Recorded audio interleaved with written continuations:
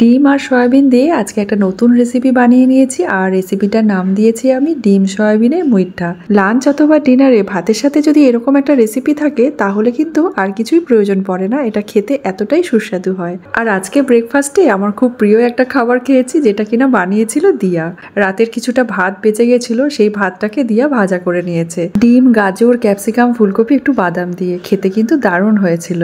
যাই হোক, ব্রেকফাস্ট করা হয়ে গেছে, এবার রান্নাঘরে চলে এসেছি দুপুরে রান্নাবান্নাগুলো সেরে নেব। তো এখানে আমি সয়াবিনটা সেদ্ধ করে রেখেছি আর ফ্রিজে ছিল 3টে ডিম আর আদা, রসুন, কাঁচা লঙ্কা, টমেটো আর একটা পেঁয়াজ ভালো করে মিহি করে বেটে নিয়েছি। তো আজকে আর কোনো রকম সবজি রান্না করতে ইচ্ছা করছে না, আর কেউ খেতেও চাইছে না। তো সয়াবিন আর ডিম ছিল ঘরে, তো ভাবলাম এই দুটো দিয়ে আজকে একটা নতুন রেসিপি বানিয়ে ফেলি। সেদ্ধ করে রাখা সয়াবিনটা মিক্সির জারে দিয়ে ভালো করে এটাকে বেটে নিলাম। একটা প্লেটে আমি এটা ঢেলে রাখছি, আর ডিমটা তো আগে থেকে সেদ্ধ করাই ছিল। এই গ্রেটারটার মধ্যে দিয়ে আমি ভালো করে ডিমটাকে গ্রেট করে নিলাম। আমি এখানে 3টে ডিম দিয়েছি, আপনারা চাইলে আরও ডিম দিতে পারেন। আর স্বাদ মতো নুন দিয়েছি, 2 চামচ দিলাম বেসন। এরপর দিয়ে দিলাম হাফ চামচ করে হলুদ, কাশ্মীরি লঙ্কার গুঁড়ো, জিরে গুঁড়ো আর ধনে গুঁড়ো। এরপর দিয়ে দিলাম সামান্য একটু গোলমরিচের গুঁড়ো আর গরম মশলার গুঁড়ো। ওপর দিয়ে দিলাম কাসুরি মেথি, আর ধনেপাতা দিলেও ভালো হয়, তবে ধনেপাতা ছিল না, আমি ধনেপাতা ছাড়াই করলাম। এবার ভালো করে সমস্ত উপকরণগুলোকে হাত দিয়ে মেখে নিতে হবে। ভালো করে মেখে নিয়েছি। এবার আমি এখান থেকে নিয়ে এভাবে লম্বা করে একটু মুইঠার আকারে করে নিচ্ছি। গোল অথবা লম্বা বা ডিম্বাকৃতি, যেমন করে খুশি এটা বানিয়ে নেওয়া যায়।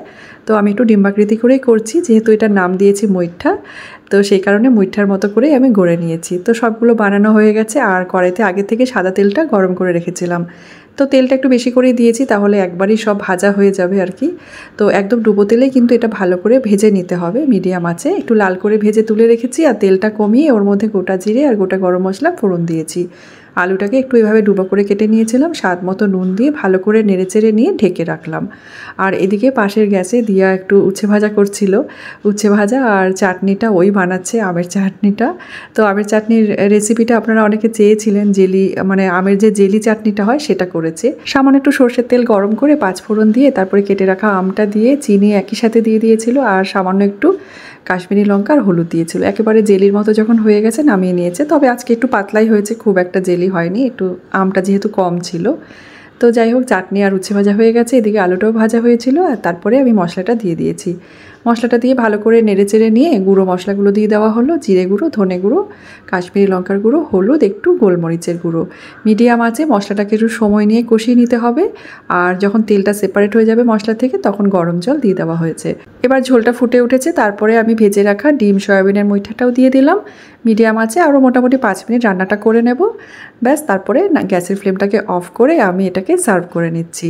সয়াবিন আর ডিমের মুইঠা আমার রেডি হয়ে গেছে, আর দুপুরে রান্নাবান্নাও সব কমপ্লিট হয়ে গেছে। এটা দেখতে কিন্তু ভীষণ কালারফুল হয়েছে, আর খেতেও কিন্তু খুবই ভালো লাগে।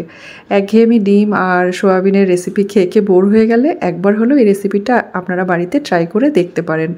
দুপুরে রান্নাবান্না সব কমপ্লিট হয়ে গেছিলো, আর এই যে আমি আজকে লাঞ্চটাকেও সার্ভ করে নিচ্ছি। একেবারে সিম্পল রান্নাবান্না। যেদিন বাড়িতে একদম সবজি খেতে ইচ্ছে করে না, বা বাড়িতে যেদিন সবজি থাকেও না, এরকম মাঝে মাঝে হয় আমাদের, দেখবেন বাড়িতে মাঝে মাঝে সবজি থাকে না, সেদিন কিন্তু ডিম আর সয়াবিন দিয়ে খুব সহজেই এই রেসিপিটা বাড়িতে বানিয়ে নেওয়া যায়, আর বাড়ির সকলেরই খুবই ভালো লাগে। আমার মেয়েরাও ভীষণ ভালোবাসে। চলুন আজকের ব্লগটাও এখানে শেষ করে দিই। ভিডিওটা কেমন লাগলো অবশ্যই কমেন্ট করে জানাতে ভুলবেন না, আমি আপনাদের কমেন্টের অপেক্ষায় রইলাম। আপনারা সবাই খুব ভালো থাকবেন, সুস্থ থাকবেন। দেখা হবে আবার নেক্সট ব্লগে। আজকের মতো এখানেই বিদায় নিচ্ছি। ধন্যবাদ।